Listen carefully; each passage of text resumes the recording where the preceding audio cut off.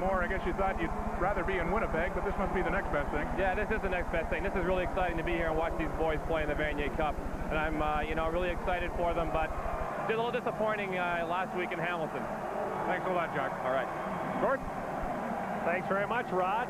The penalty was against St. Mary's on the return. Nonetheless, still good field position for the Huskies to begin their second possession of the football game. 1st and 10 from their own 47-yard line. And they ran the ball effectively the first time they had the ball. Sykes up to throw. Complete to Sardi. Not much there as he is wrapped up immediately. An outstanding defensive play made by Mark Morrison.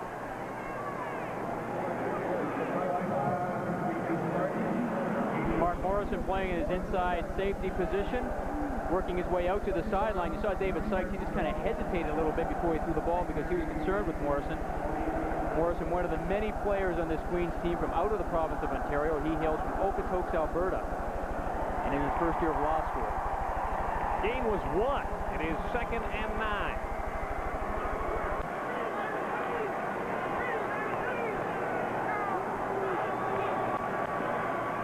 Sykes again quickly out to the flat, incomplete, looking for Anthony Williams, and the timing was very much off on that play, James. Well, that's a sight read. When David Sykes comes out, he has Anthony Williams is going into the flat, and if he doesn't get eye contact with the quarterback immediately, the bottom of your screen, he's going to try to turn it up the field. But it didn't look like Anthony Williams really kind of hung on with his quarterback for any length of time, so you get an incomplete pass. And Danis again is into punt once again. Queens should get better field position after its first possession. Lasted just a couple of plays.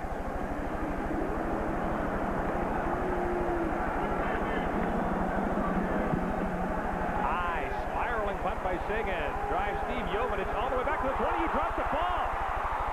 He dropped the football. And I think Joel Dagnone jumped back to pound on the loose ball for Queens.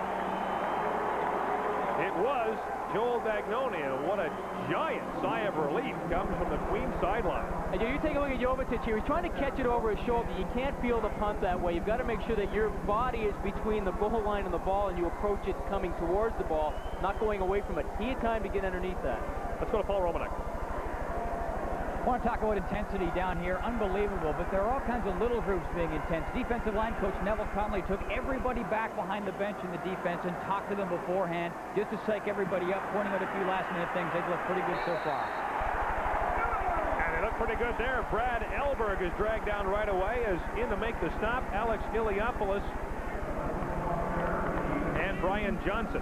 Again, Queens are running this search and engage, and they're just trying to let Elberg find the seam right here. But you can see the kind of surge that the defensive line has from St. Mary's getting across the ball. They actually try to cross the guard and tackle. Defoe cross with Kirkwood. There's not much of a seam, and a good job there by Brian Johnson, number 65.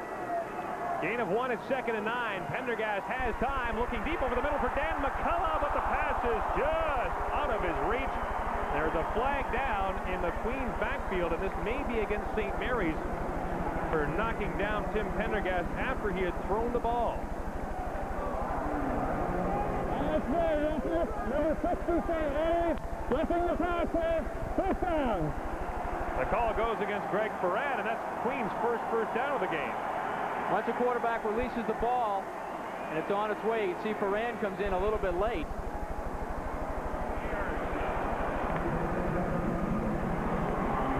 Well, that was close. But the result is a first down for Queens at the Golden Gale 31-yard line.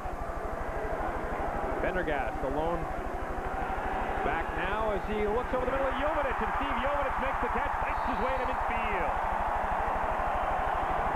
And the tackle is made by Andre Williams.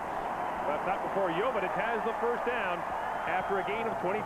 This is a nice read by Tim Pendergast. Jovanic goes down and curls inside, and Cecil Curry, the defensive back, works out into the flat, and then he just gets right in the hole there. You see Alex Iliopoulos from his linebacking position trying to get back there, but not in time.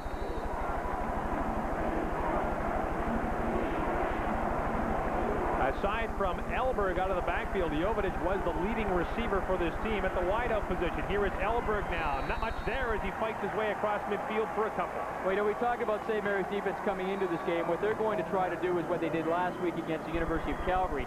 try and take the big back out of the football game, and today that would be Brad Elberg. They did it a week ago against Craig Kittleson and forced Tim Pendergast to try and win this football game. Good defensive line, not overly big, but very, very fast. You have Tony Bailey, Greg Ferran, Tom Fleet, Noah Cantor, Brasso Iliopoulos, and Johnson. They are three of maybe the best linebackers in the country. And the defensive backfield, of course. Walker, Williams, Burke, Curry, and Houston. On 2nd and 8, Pendergast rolls out. Motions deep, and the pass is at the feet of the intended receiver. He was looking over there to Steve Jovetic. Well, we expected a defensive battle, and that's what we've had so far, Jamie. And receiving some attention on the Queens bench is Jeff Yacht, defensive back, who comes in the nickel situation. And he may not be coming in now as he's got that knee taped up. And Jamie Galloway is once again back to punt. With the defenses playing the way they are today, he might be a very busy man this afternoon. Galloway with a low driving punt. Taken by Kent Gallinger, who fights his way outside, turns it back in, and got tripped up at the 23. And that's where St. Mary's will start. Still no score in the first quarter of the 1992 Vanier Cup Championship.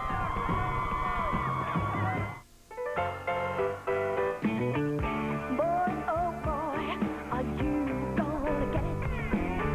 You'll never believe what you're getting into. It's hands underwear. Oh, you might as well forget it. Just wait till we get our hands on you. Wait, ooh, can't wait, I can't wait. Just wait till we get our hands on you. Welcome back to Sightlines in the Vanier Cup. Luke Pedersen along with head coach Ian Breck. What do you think about Larry Utek's decision to defer the coin toss choice to the second half? Well, I think it's a good one. I think you get the first half out of the way, and then if you need the football in the second half, you have that option. If you want to get your defense back out there quickly, then you can kick off and really set a positive tone with good aggressive play. I think the first quarter basically is spent trying to get used to the facility. I think St. Mary's did a great job in putting their backs to the Jumbotron so their kids don't have to spend that first quarter looking at themselves on television. They'll settle down, they'll relax, and then they'll be ready to deal with it in the second quarter. All right, Coach. Gord, back to you. Thanks very much, Lee. The Sky Dome factor is an important one, and I think the point was well made by Ian Breck. If you have a great defense, you want them to start the game, and so far St. Mary's defense has been outstanding. 1st and 10 for the Huskies. The ball at their own 23-yard line. 6:04 to play here in the first quarter. Here's Anthony Oxley, and not much doing there as he's brought down by linebacker Mike Boone. Peter Payne also in to make the stop. It was a gain of 4 by Oxley, who had that 95-yard run last week against the Calgary Dinosaurs early on in the first quarter. Third year out of Victoria Park Secondary School in Toronto. Anthony Oxley, who hasn't really been the big ball carrier this year, only had 228 yards rushing. It was mostly Sean Monge. But last week he got a lot of work against the Calgary Dinosaurs. They mark it as a gain of 5, make it 2nd and 5. And Sykes to the flat. Anthony Williams makes the catch, but doesn't get much. As in to make the stop, Max Turner. And Williams was well short of the first down. Well, that's what they tried a little bit earlier with Williams, and this time he decided to hang on with his quarterback, David Sykes, in that sight read. But Queens are a zone defense right now. Max Turner has the short zone in the flat, so he's playing from his inside halfback position. He's expanding out there, running right there. So when the ball is complete, Max Turner's right there to make the tackle and force a punting situation. And Dana Sagan is on to punt. It'll be the 5th punt of the football game. And we've still got 5:17 to play in the first quarter. This is a different formation than St. Mary's have normally been lining up. They've been keeping 2 up-backs close to the line of scrimmage. And St. Mary's do run gadgets off of their punt team, but not right now. Deep spiraling kick. Jovetic from the 47. Had a seam up front, but he got whacked. Jovetic was drilled after a turn of 8 yards, and the hit was made by Paul Hewitt. Let's go down to Rod Smith. Well, Gord, we know that the Queens offense is going to have to succeed in the air, I would think, to win this ball game because St. Mary's is so tough against the run. Just spoke to quarterback Tim Pendergast, who said very, very tough against the run, and the reason why they are so quick, he says they're daring us to pass.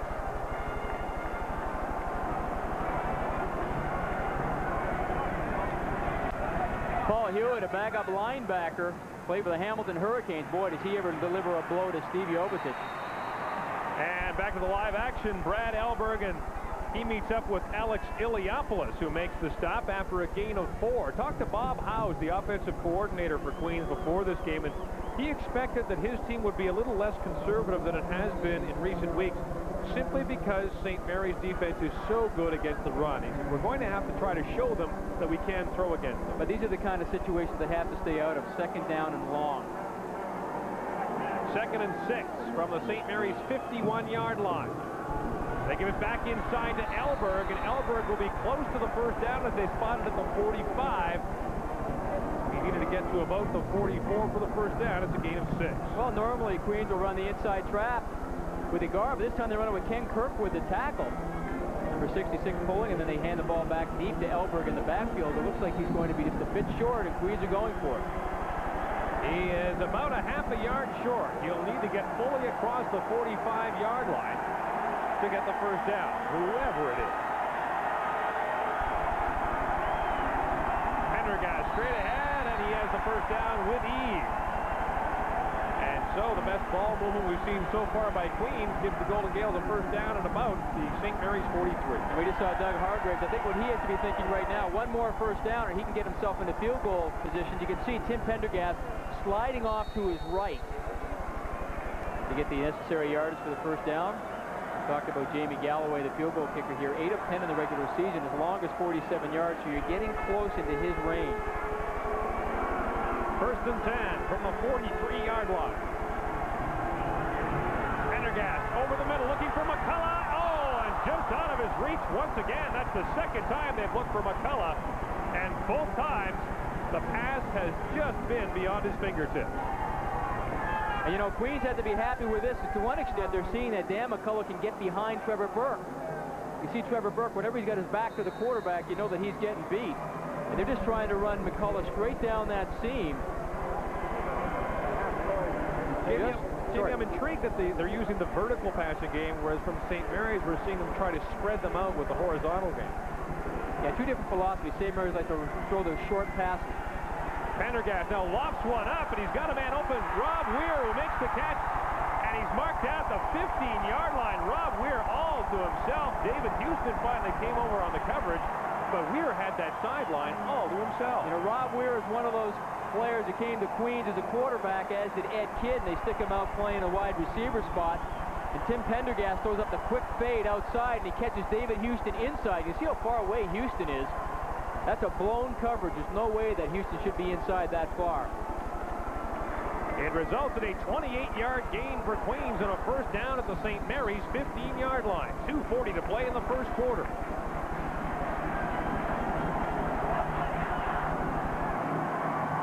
Elberg on first down. Forced outside. Gets by Burke. Cuts it back in and gets down to about the 10. And Brad Elberg gets 5 yards when there didn't appear to be anything there. And you know what they're trying to run here, Gordon? They're just trying to cross the guard and tackle between Defoe and Kirkwood and let Elberg read it. He doesn't like what he sees, so he decides to bounce it outside, and now it's a foot race. Think about the guard and tackle. Now he sees it's not there, now he gets it outside. Now Trevor Burke is pretty good in the 40. They say he runs a 4.6. Elberg wins the battle and then cuts it back inside, but Brian Johnson manages to trip him up. Game was 5, 2nd and 5 from the 10-yard line. 1:54 to play in the first quarter. They give it inside to Paul Kozan, who bounces down inside the 5 and should have another Queens first down. First carry of the game for the fullback. And I'll tell you, that's a nice trap that Queens are starting to run inside there, the inside trap. Give it off to Kozan. Take a look at the left guard, pull, number 53, Kevin Parker. Missed the block right there to squeeze him through. The gain was 6. It is a first down. 8th play of the drive. First and goal from the 4. Elberg. Not much there. Jumping up into the play, Cecil Curry and Alex Iliopoulos. gain of maybe 1. Alex Iliopoulos, the best defensive player in the nation. Looking over to the sidelines, trying to get the signals. Says he has a lot of friends and family that are here at today's game. Of course, just down the road at Mississauga, went to Lorne Park Secondary School. Gain of 1, 2nd and goal from just outside the 3. Elberg tripped up once again. And once again, he stopped short of the goal line. Brian Johnson got in there, as did Tom Fleet. And now it will be 3rd and goal from the 1. It's a good job by St. Mary's. Notice how they strip the block to get real low, and then they strip it. Then they wait for the linebackers to come over and make the tackle. Brad Elberg, look at that. Look at determination. Hits, and now he tries to spin. But you can see Greg Ferran right there, the defensive tackle, stop his progress. And there is an injured player, or is there? We have a timeout, apparently, called by Queens as Pendergast goes to the sideline to talk to Doug Hargraves in his 17th season as the head coach at Queens University, one of the best records in all of the CIAU, one Vanier Cup win to his credit. You want to go to power? Let's go power again. Great. Wide side or short side? Short side. Okay, now he's talking about running power here to the short side. They're going to try and block everybody in, lead with the fullback, and kick out usually the first man on or outside of the tight end or slot back. In this case, it will either be Dan McCullough or Ed Kidd.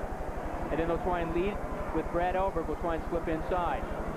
This possession by Queens has chewed up 4:02 on the clock. So they should be running this ball to the right. And they're going to try to block, I believe, Dwayne Brasseau. 53 seconds to play in the first quarter. This is the 10th play of the drive. 3rd and goal from the 1. Dan Wright is in the football game at tight end. They're going to run it to the right side. Elberg fighting, touchdown! Elberg scores for Queens. It was close, but the Gaels have the score.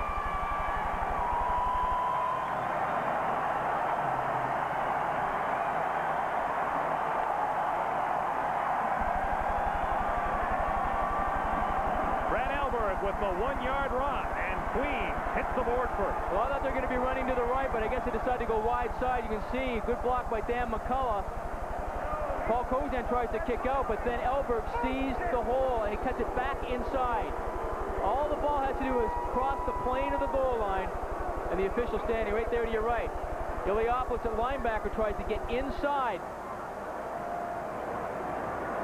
A pretty good struggle right there, I tell you. Alex Iliopoulos, bench press is close to 350 pounds. Brad Elberg over 400. Look at that young man. A football player, no matter how you look at it. Galloway with the convert. It is good. It is a 7-0 Queens lead. It's been this man against Alex Iliopoulos. And so far, Brad Elberg and his Queens Golden Gaels are ahead. Queens lead 7-0.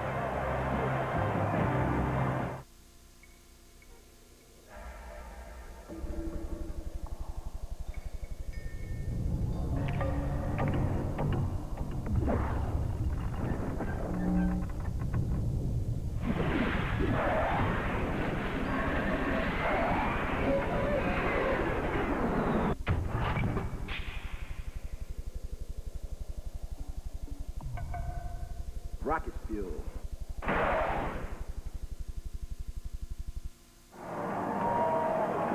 So Queens Golden Gaels strike first here in the 1992 Vanier Cup, and I'm going to show you power against power. It's Brad Elberg against the middle linebacker, Alex Iliopoulos. Here's Iliopoulos, number 44. It's going to be a lead up in the middle. Now watch this. You can't block everybody.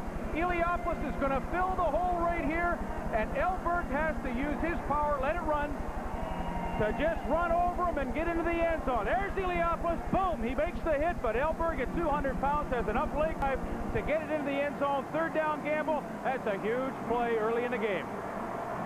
You're right, Leaf. And in fact, Elberg and Iliopoulos had words after the touchdown, and that could be one of the great ongoing battles we will see today. And Elberg goes right back to work on kickoff coverage. In fact, he made the tackle on the opening kickoff of this football game, so he really does do it all for Queens. Jamie Galloway to kick it off. Jeremy Stewart and Kent Gallagher are back deep.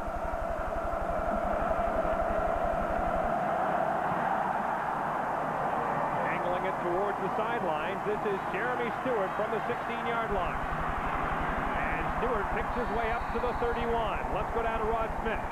All right, Gordon, with me now, the quarterback for the Queens Golden Gaels, Tim Pendergast. Tim, you told me earlier they're daring us to pass.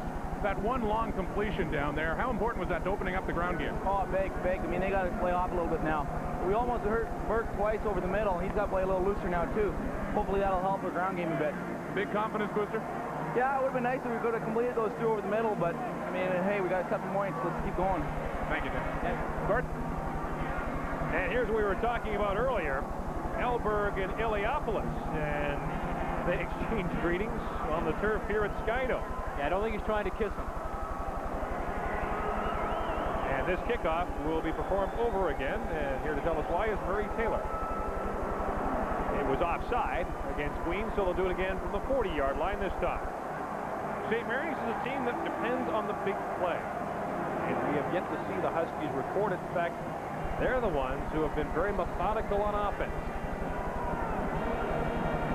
Brad Elberg said before the game, he said, we come out here against the St. Mary's defense, we have to hit them hard, we have to hit them a lot, and we have to hit them often. A low driving kickoff. This is Stewart from the 18.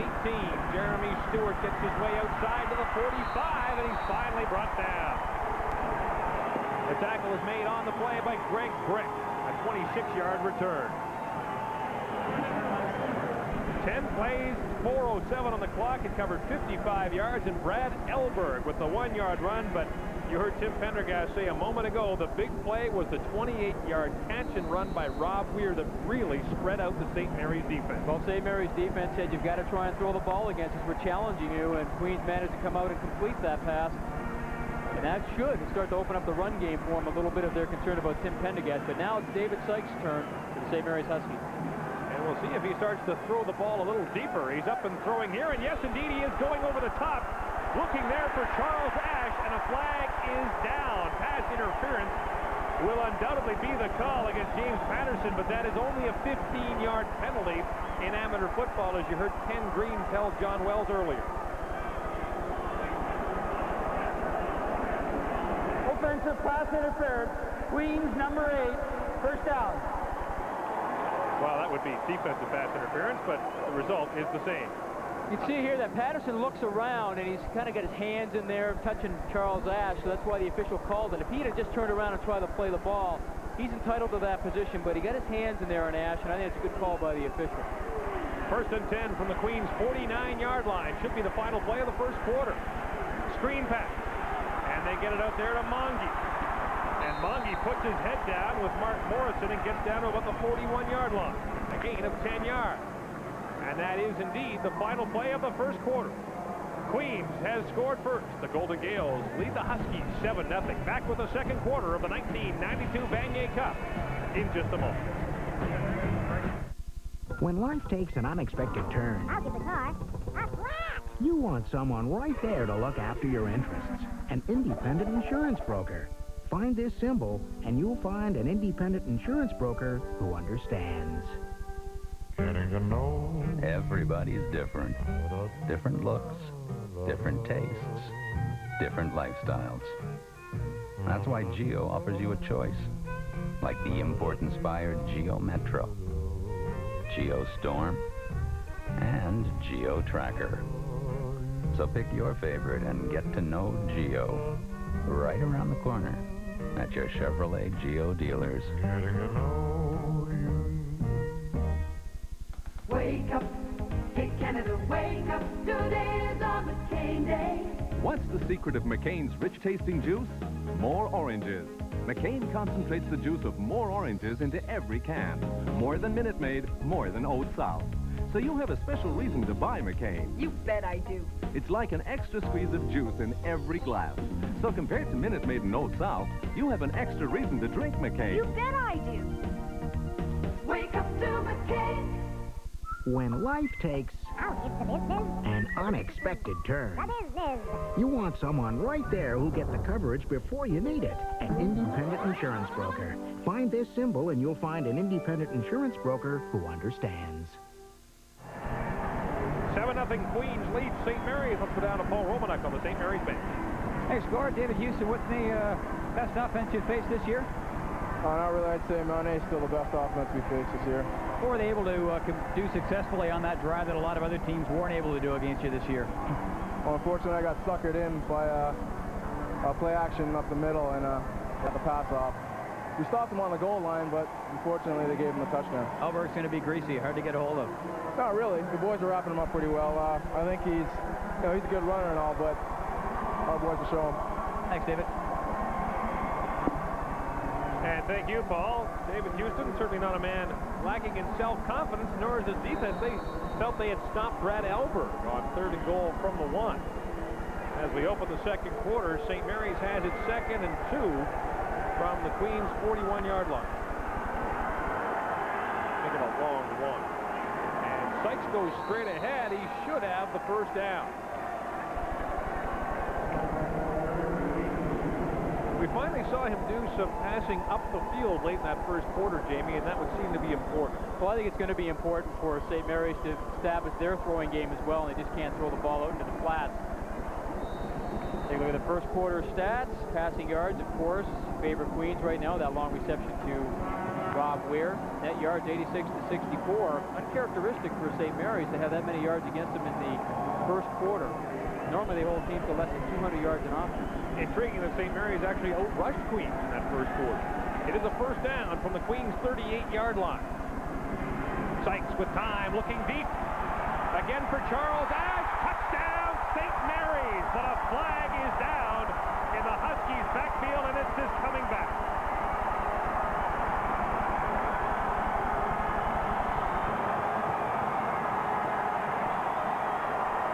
Charles Ash with the great catch, and David Sykes with a great throw, but a holding penalty will... Holding, 67, St. Mary's.